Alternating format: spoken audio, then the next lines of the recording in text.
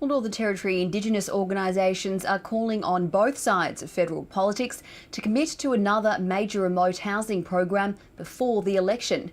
They say remote voters have a right to know before they go to the polls what both major parties are prepared to offer. Alan McGill led part of the biggest and now most maligned remote territory house building programme ever.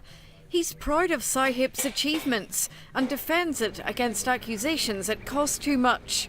In Territory Alliance, they built 518 brand new houses, 7 new subdivisions, water, power and sewerage upgrades to 4 townships, and refurbished 350 houses and rebuilt 450.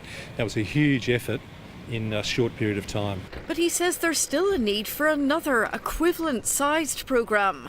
There's a huge amount of work to be done. People living in second-rate housing, limited or no maintenance.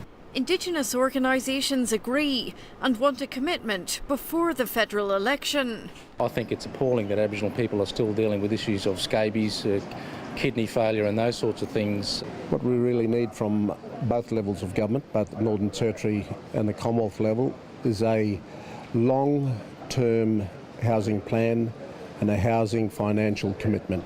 But some question using only taxpayer funds.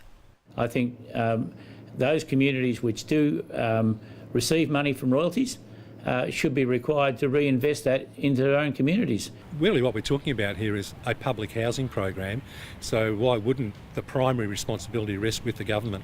Both sides of federal politics have promised they'll commit to another remote housing programme, but neither would put a dollar value on it.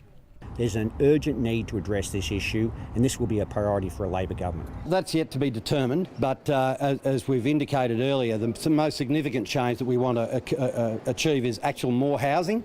Indigenous groups are arguing less money having to be spent on treating chronic health conditions will offset another housing investment. We really need to, as a nation, come together and fix this issue. A big call for any government. Jane Bardon, ABC News.